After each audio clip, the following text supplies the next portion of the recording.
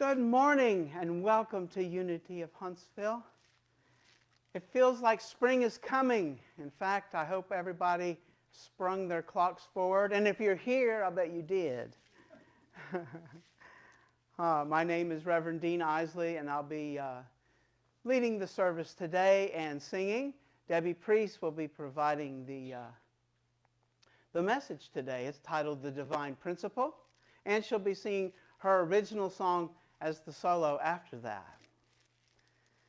Unity of Huntsville is transforming lives and inspiring people to make a positive difference in our world. And now, if you would, I'd like you to bring your attention to the Christ candle. We light the Christ candle every Sunday as a symbol of the Christ light that's in each and every one of us. And we light it before the service begins as a symbol that that light never goes out, that it's always in us. We might forget that it's there, but there is never a time when that light is not lit in us. And you may be wondering why we have the pews in the back arranged in a rectangle. And you have to use your imagination here, because that rectangle is really a circle. We call it our circle of light. It's a place where we gather after the service so that we can all discuss the message of the day, whatever that topic was. Today it's the divine principle. And we can ask questions or share our perspective on the topic for the day.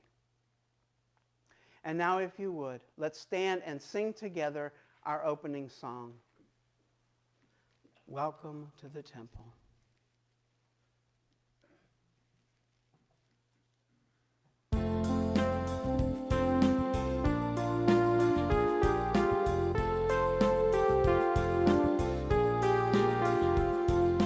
Welcome to the temple. Welcome to the sanctuary. We are here to greet you. You just come on in. Welcome to the presence. Welcome to the family. We are here to greet you. You just come on in. Come on in and sit down. We know you're looking for a place of love. And do you hear all the voices raised in song? So take your heart in your hand. This is where you belong. And open up the doors now. Welcome to the temple. Welcome to the sanctuary. We are here to greet you. You just come on in. Welcome to the presence. Welcome to the family. We are here to greet you. You just come on in. Come on in and sit down.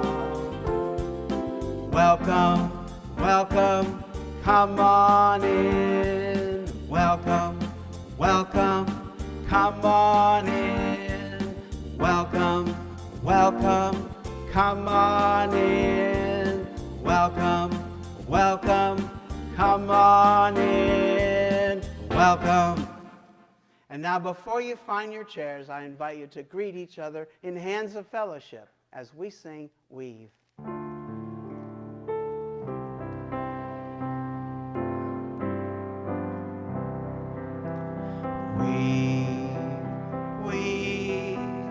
Weave us together.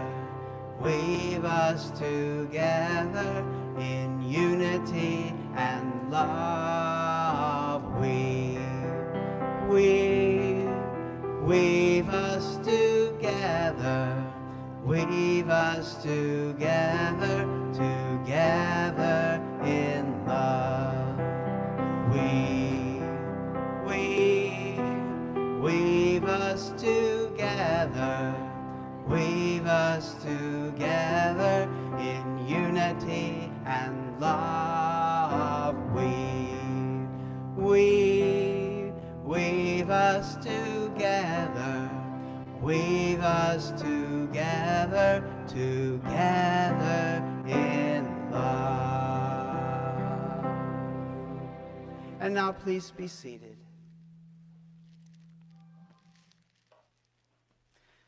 We're going to sing this next song as we stay seated. It's called Raising the Veil by Daniel Naiman.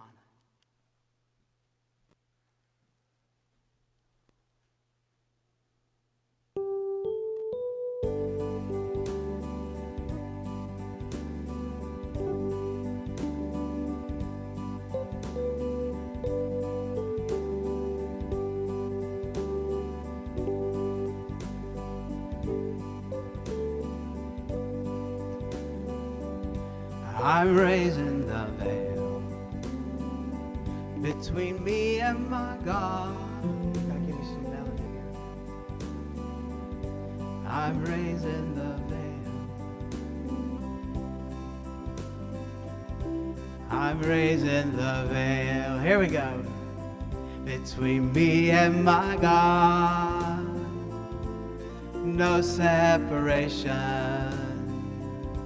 No distance at all. God is right here in my heart. God is right here in my heart. God is right here in my heart. I'm raising the veil. I'm raising the veil between me and my God. No separation, no distance at all. God is right here in my heart. God is right here in my heart. God is right here in my heart. I'm raising the veil.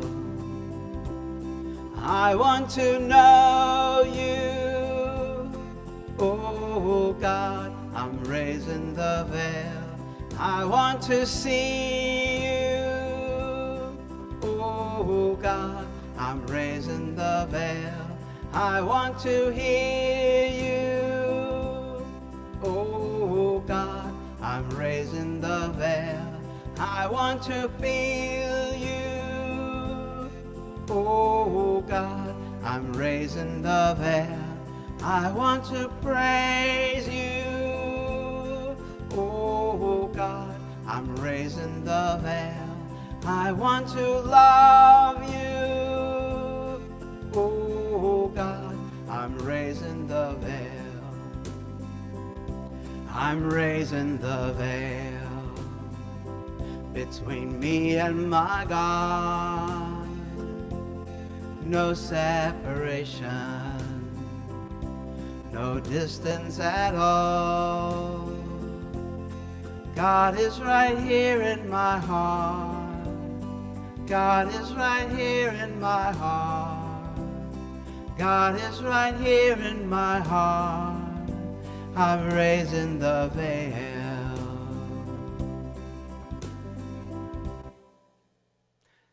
All right, and now let us affirm together our opening statement. There is only one presence and one power in my life and the universe, God. And now I'd like to read for you from the Daily Word.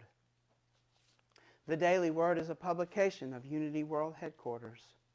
And the word of the day today is Divine Feminine. And the affirmation is, I bless the Divine Feminine in myself and in all others. And the message is, today is International Women's Day, a time to celebrate women's achievements across societies and cultures. It is also a time to celebrate the Divine Feminine, which blesses all people. When I honor the Divine Feminine, I am recognizing God as love, compassion, and understanding, aspects that are present in everyone. The world is blessed by the contributions of those who embody the Divine Feminine in their words and actions, from the steeliness of protection to the softness of comfort and nurturance. I give thanks for the girls and women in my life as I lift up and celebrate the Divine Feminine in its many expressions. I affirm the Divine Feminine awakens and expands in my heart and blesses and prospers all life. And the scripture is from Proverbs chapter 31 and verse 31.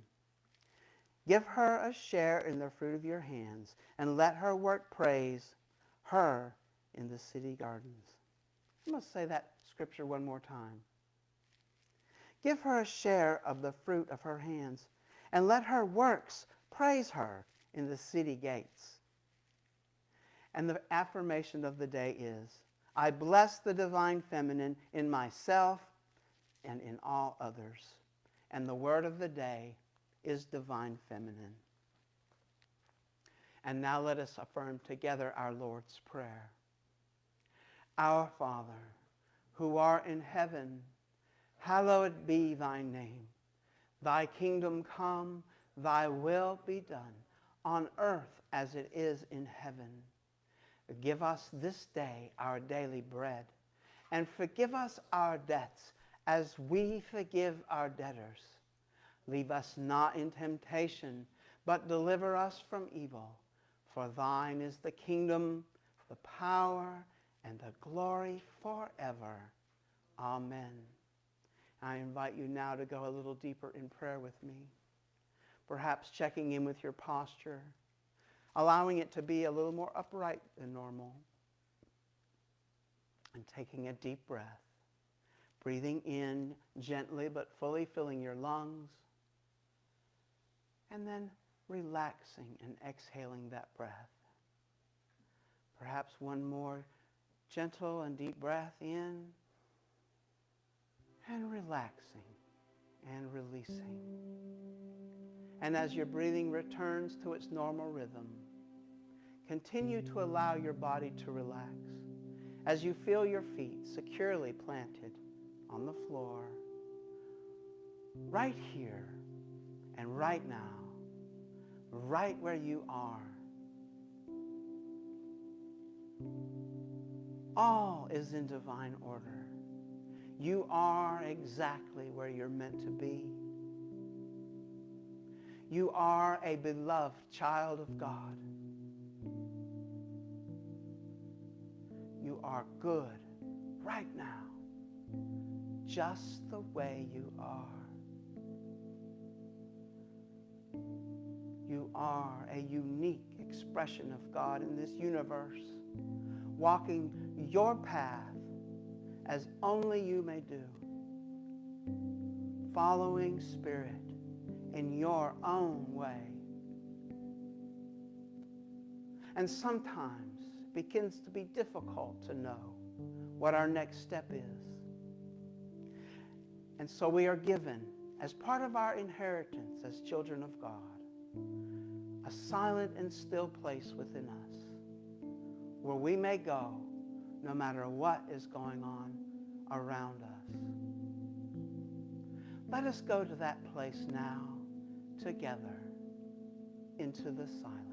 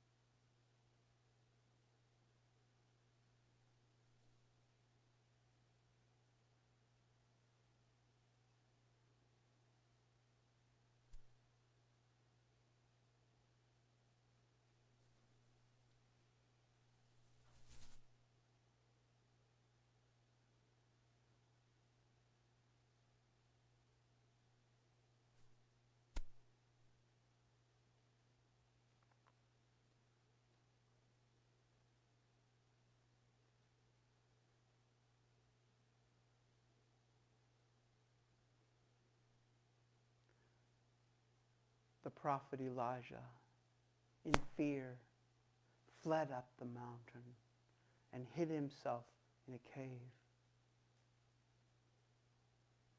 He desperately needed to know what his next step was. He opened himself and listened as a fire swept across the land. And in the roar of the flames, he did not hear the voice of God.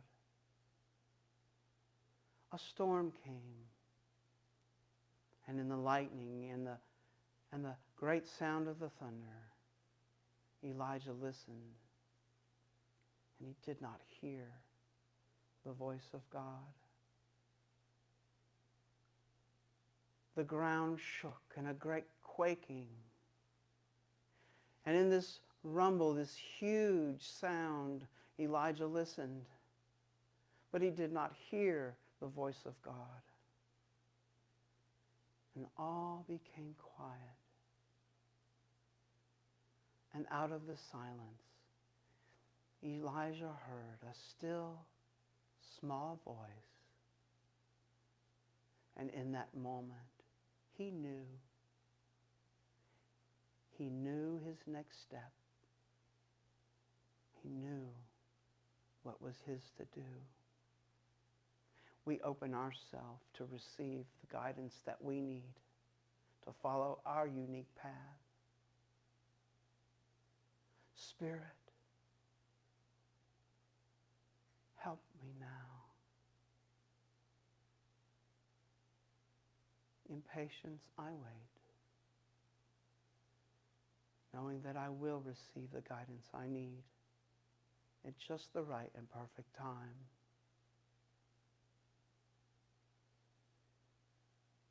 And we are grateful. Grateful for this day and the life energy that's flowing through us right now and in every now moment.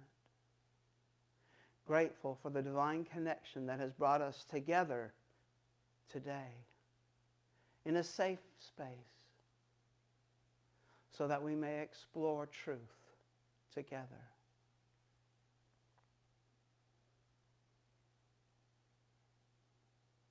Grateful, a feeling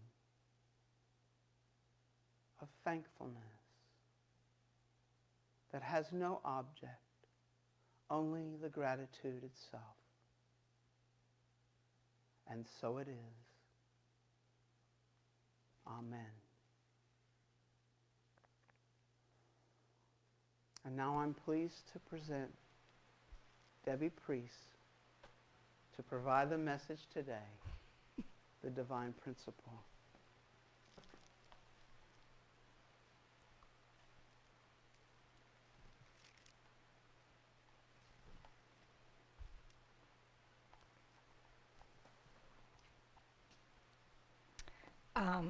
Well, first of all,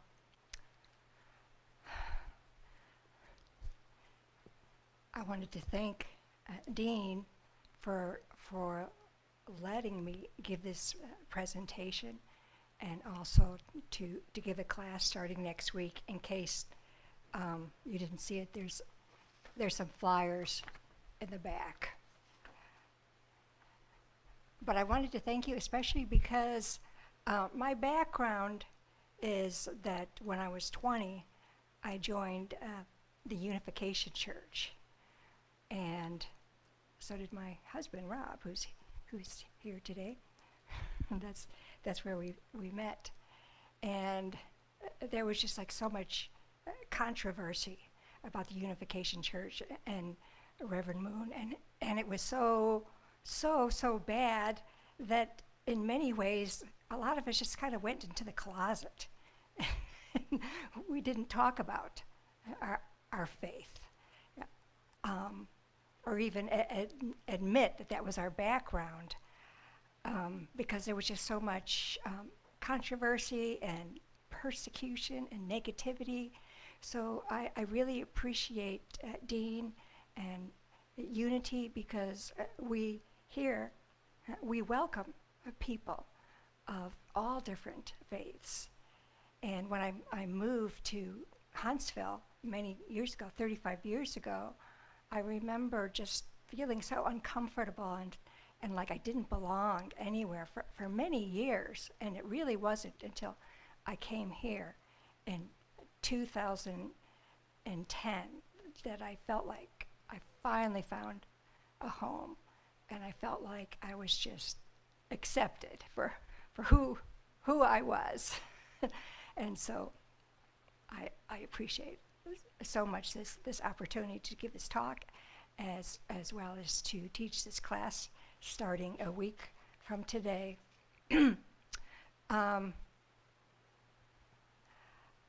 So last night I was just feeling very unsettled, and I just was not feeling confident at all about my talk, and it's just like, oh God, what do I do?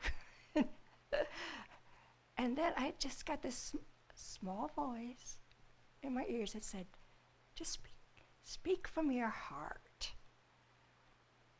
And so I said, okay, well, still, what should I say? And as you can see, I don't have my notes. I spent hours, actually. I don't know how long it takes Dean to do this, because he does this every week. But since I rarely give talks, it takes me hours to plan. It takes me the whole week thinking about, what am I going to talk about? And so I had all these notes in great condition and all printed out, and it's just like, okay, I'm not going to use those notes. So I decided instead that I was going to share a little bit about what led me to the Unification Church when I was 20 years old, and why I joined, and why I stayed, and why I still consider myself a Unification Church member. I attend here. I'm also a Unity member, but I'm very connected with the Unification Church. Fortunately, it's a whole lot easier than when I first moved here, when it cost 35 cents for 1 minute on the phone. So if you want to talk to somebody for an hour, that was $21. And we were really just barely scraping by back then. So it was really difficult to feel connected to the church. But now it's free to talk to somebody in, Australia or wherever.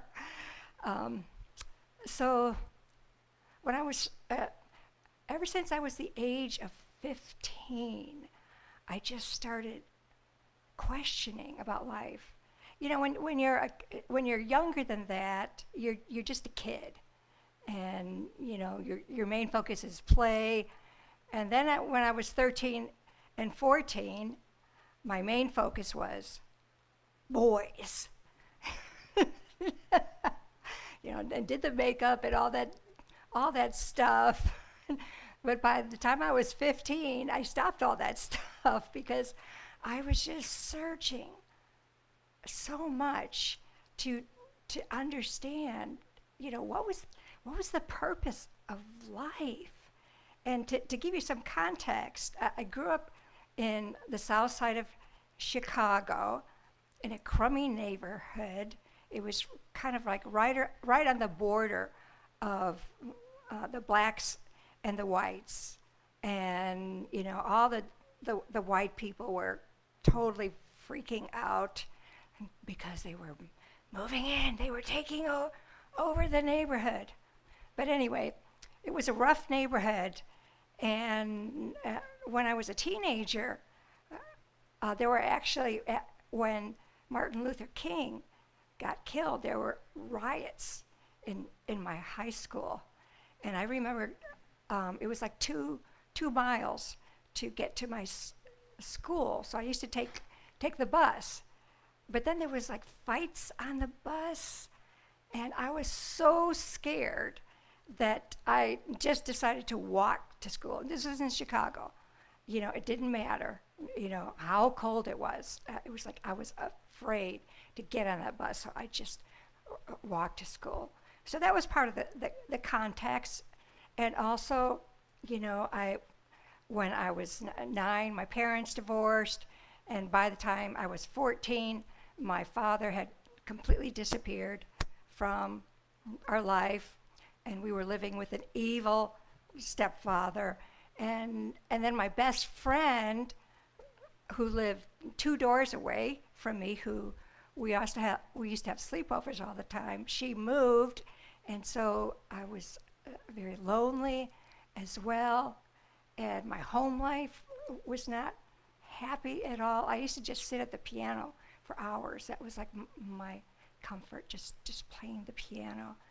And and you just would be hearing sirens all the time. And then there was this whole sexual revolution going on, and so everybody was having sex with everybody, and everybody was taking drugs, and it was so confusing.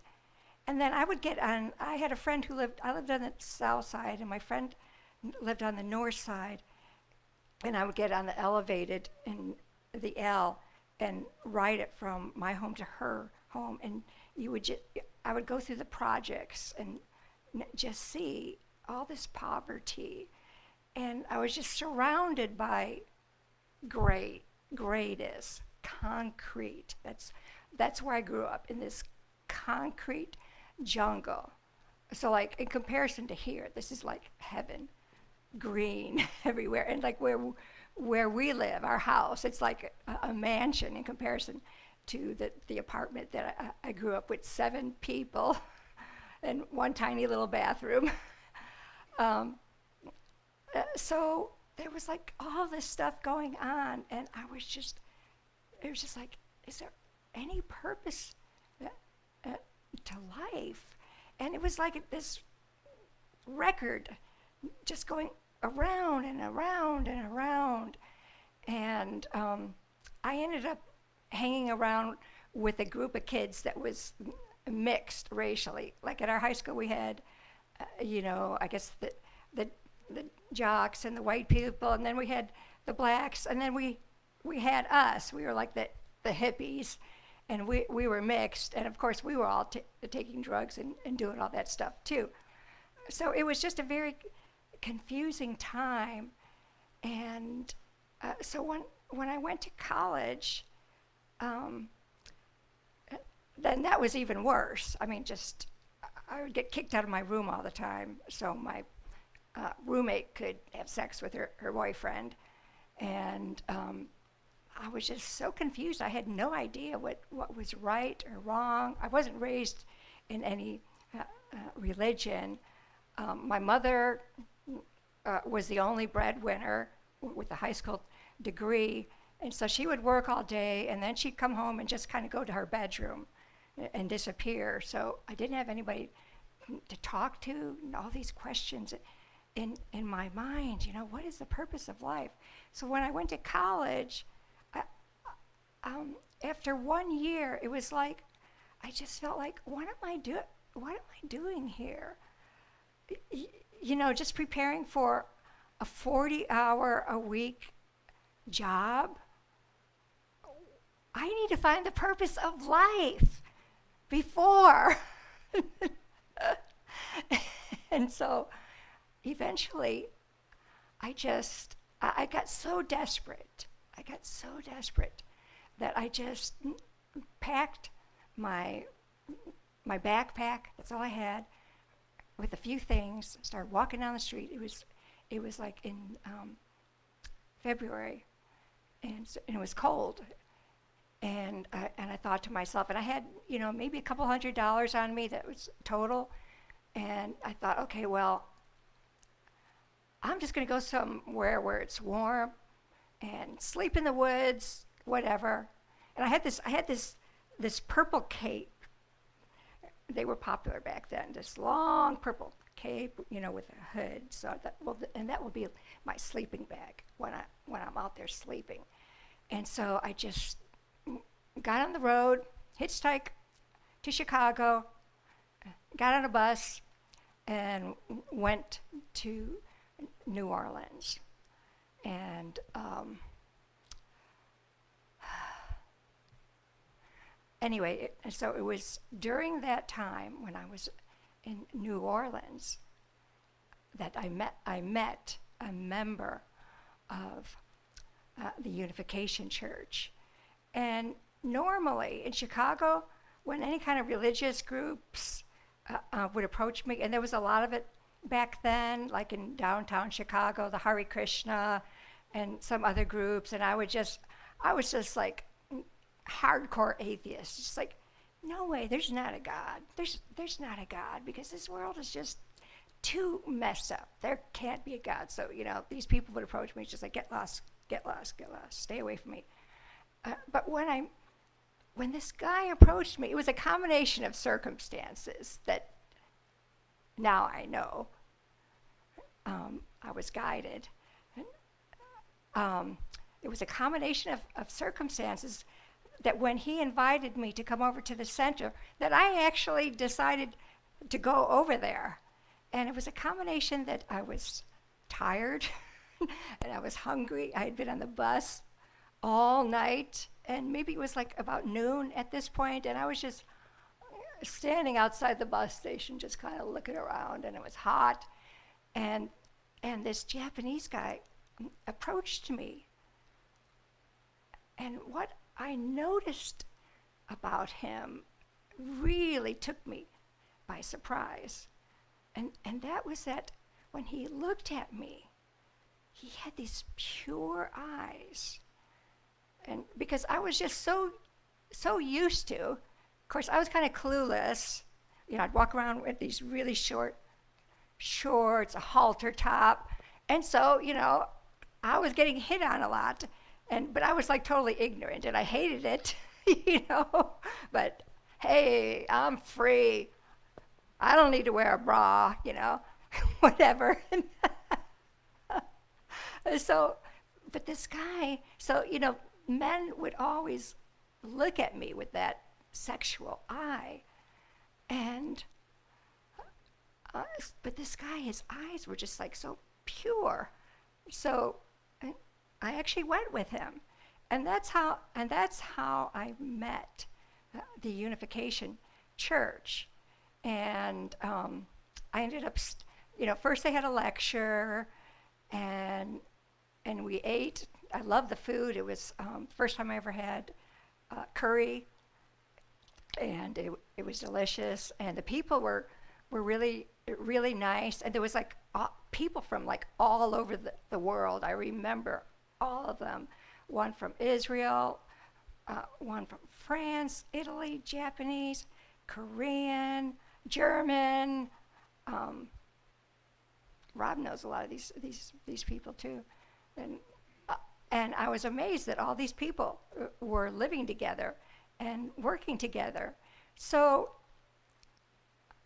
when I first heard the principle, the first part, which is called the principles of creation, that actually made a lot of sense to me, because it talks about the ideal, the way that God originally intended the world.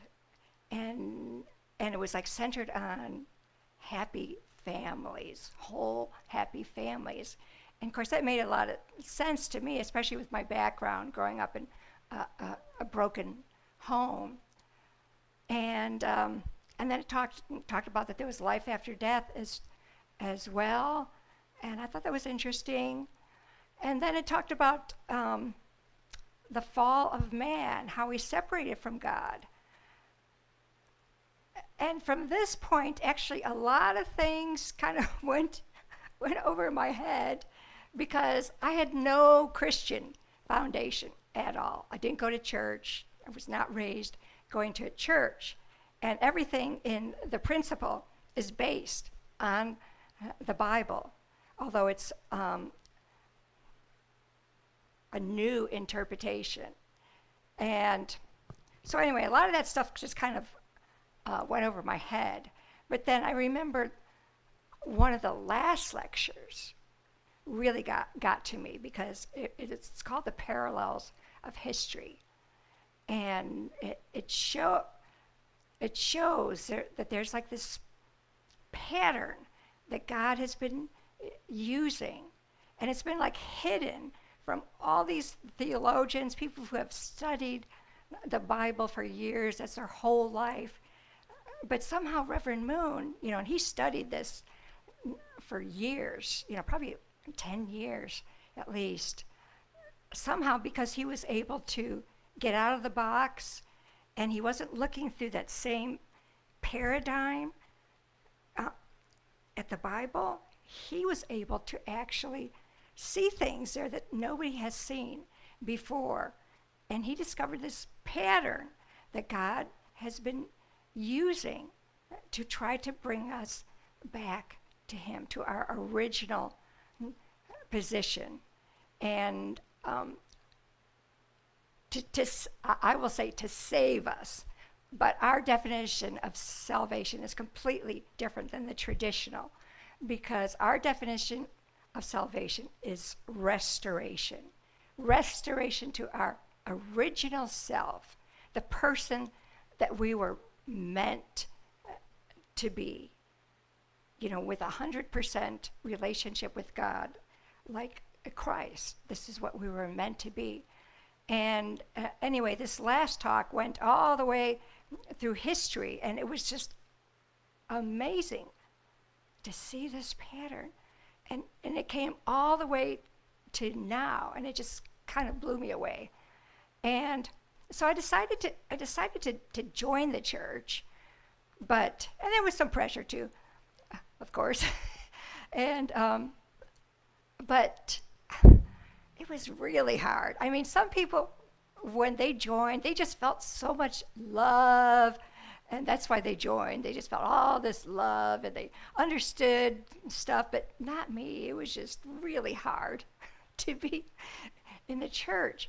But because I had been searching so much, I thought, okay, if there's any possibility at all, that this is true, and that there actually is a God, then I've got to stay here, and I've got to try this out. So that's what I did, and it was just like very gradually I started to understand, and just through living the lifestyle as a unification church member, just living the lifestyle, and really being trained directly by Reverend Moon to develop our spirituality, our faith, especially our faith in God, and then our love. Like, for instance, you've probably all heard about the fundraising that we would do. And, but there was two purposes. Of course, there was the purpose of raising money, but another purpose was that I really developed faith. And he would say things like, just, when you're fundraising, imagine that this bag of popcorn, that when they taste it, they'll get an explosion of love from you. And so to just put your love into this product, whatever it is you're selling. And then he would also say things like, and never give up, set your goal and never give up, because the spirit world is guiding you and working with you. So never give up, because many times it's right at that moment when you're ready to give up that the blessing comes. And this happened so many times. I think I shared here before. Like, I would have these flowers, and I'd go all day long trying to sell them. Nobody wants to buy them. Nobody wants roses, And then I'd walk into this bar, and this guy would come up to me and say, "Hey, little lady, what you got there? I'll take those roses. Here you go." And he'd buy the whole thing, and then he'd go around and he'd give roses to all the women there. And there were so many miracles like that my faith really grew. But also my love grew, because we traveled all over the country, and we met so many different kinds of people, all different races, all different economic levels. And, and then we got persecuted, of course, and we had to love that person. We just had to love that person, thank you, and just, keep overcoming and keep loving and keep loving. So that's all I'm gonna say for now. But the divine principle is revolutionary. it is a revelation. I was thinking that I believe that many breakthroughs, they take place when a person is able to get out of the box, and then they start seeing these connections that nobody has seen before. And it's only because their minds have been in this box. And so again, that's why I feel like this is like a religious, huge religious breakthrough. And we're living in a time when we need this, because Christianity, just believing in Jesus, it's not enough. We need something that's intellectually satisfying, that we can really get intellectually, and something that really teaches us to love deeply, in a way requires us to love deeply. This is what we need. And the world is getting prepared for this. All these things are happening right now. Course in Miracles. Everybody knows that we need love. Something has to change. And there's all this interest in the spirit world as well now. There's like all these TV shows, near-death experiences, all this stuff. People are just at a totally different level, spiritually, intellectually. And so we need something new. And that is what the divine principle is. So I'm going to start the class next week. It'll be 6 weeks. It'll be from 12:30 to 2 after the church service. So bring a bag lunch with you. It's just a love offering to just, help the church cover the usage of the space. And if for some reason this time is just impossible for you, let me know and I can work out something different. I can have a, one-to-one online or a small group online, but I am just passionate about teaching this because I know the world needs this now. And I have been very blessed that I'm actually teaching 3 people right now, and one of them is here. And I've been meeting with Patty for several weeks now, and if we talked as much as we do, it would take the whole year. So I just wanted to ask Patty if you could just share a little bit how this experience, if you don't mind, come here so everybody can hear you, how this experience has been for you, and then finish up here.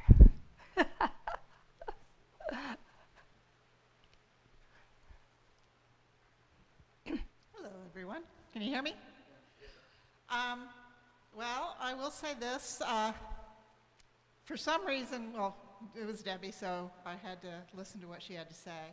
And then I kind of got pulled into it. It was a little terminology had to be learned, but then as we continued on with the classes, I became absolutely fascinated with this new perspective of the history in the Bible, which I don't think, I've never heard of how taking the historical view of the things that have occurred and seeing the patterns. We're not there yet. I haven't gotten the answer. She keeps teasing.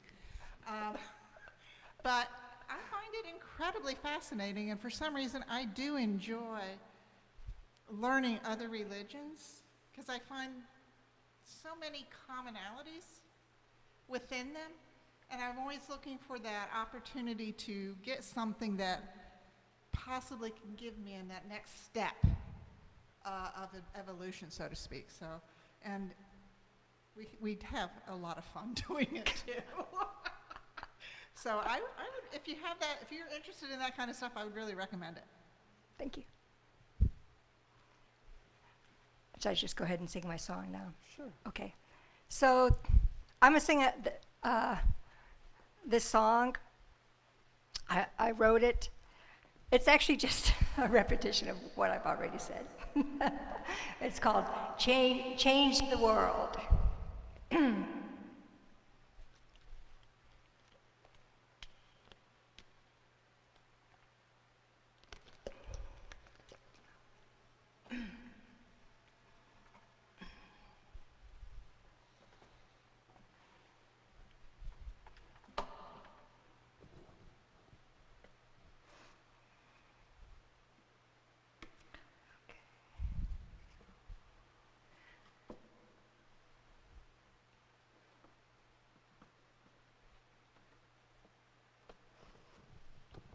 Okay, hopefully we'll have no technical difficulties.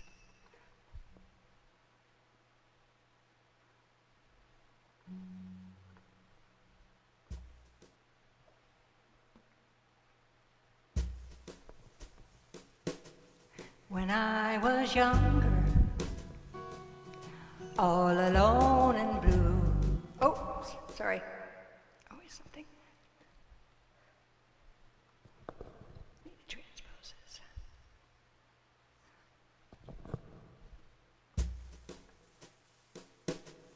When I was younger, all alone and blue, it seemed the world was so messed up with nothing I could do. So much confusion in my heart, watching people fight and families torn apart. I saw people taking drugs with no feeling, people making love with no meaning, homeless people lying in the street, and it was making me weep, cry, cry, cry, cry, cry, cry.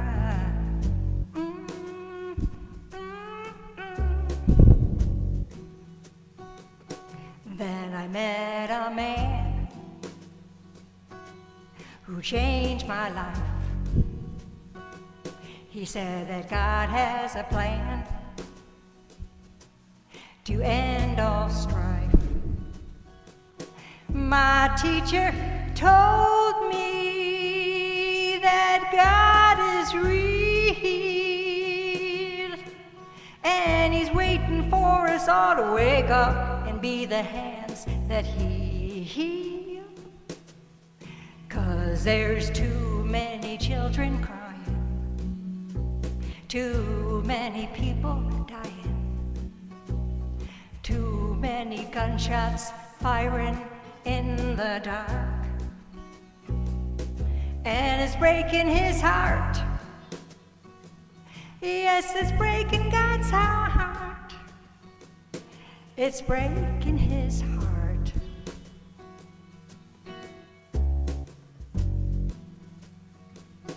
I was no believer when I heard this news, but when I thought about the life I was living, I had to choose between giving up and living in despair, or making a difference around me and learning to care. Because politicians are lying, kids are taking drugs and dying, blacks and whites are fighting in the street. So we just can't sleep. Wake up, wake up, wake up, wake up. Everybody wake up. There is a reason that you were born, and it sure isn't just making money for more and more. So find your purpose and do your part. Make a difference with your life and follow your heart. Then we'll see people everywhere uniting, history rewriting, hope all around, igniting the flames of love from heaven above. 'Cause it's all about love. Yes, it's all about love. It's all about love. Do something to change the world. You gotta do something to change the world. Come on and do something to change the world. Let's all do something to change the world now. Thank you. Thank you, Debbie. Inspiring speech and music. Thank you. And now let's take this opportunity to celebrate our abundance together as we collect the offering.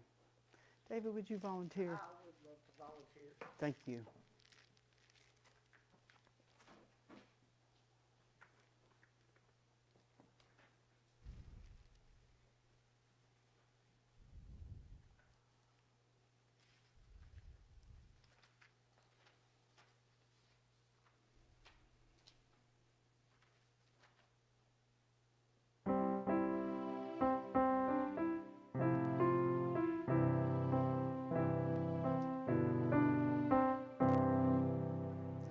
I give because I believe in love. I give because I believe in love. I give because I believe in love, and love is given to me. I give because I believe in joy. I give because I believe in joy. I give because I believe in joy, and joy is given to me. Thank you so much. And if you're joining us online and you would like to give freely from your heart, you may go to unityofhuntsville.org and click on the donate button. And now let us bless all of those offerings we've received here in this space and online this morning as we affirm together. Divine love through me blesses and multiplies all that I have, all that I give, and all that I receive. Lovingly I give, and lovingly I receive. Thank you. And so as Debbie said, she's got a class that starts next Sunday after the service, and it will be every first and third Sundays for, I think you said 6 weeks? 6 weeks. And then we've got another class that will start after that. Today is the second Sunday. Second Sundays are special at Unity because of two things. We have a potluck dinner where we can get together and eat and have fellowship and just talk about whatever we want. And then it's followed by a lesson on A Course in Miracles that's presented by Lindsay, who drives down from Tennessee each second and fourth Sunday to present on A Course in Miracles. Am I forgetting any announcements at this point? Oh, I would like to announce the annual meeting that's coming up in April. I believe it's the 19th. Let me check my calendar and make for sure. Yes, April the 19th, that's the third Sunday in April. We'll have our annual members meeting right here after the service. That being said, we also have a community meeting the very last Sunday in March. This is our first community meeting we've had in a long time. I'd like to apologize for that, but I hope you'll all attend. We'll have it also right here in this space as soon as the service ends on that fifth Sunday. And now I'd like to thank everyone who's joining us online. We invite you to share this experience with everyone you meet by seeing that Christ light that's in you in each person you meet. And we'd love to see you walk through those doors and join us for a circle of light after this one service on Sunday. Thank you for joining us online.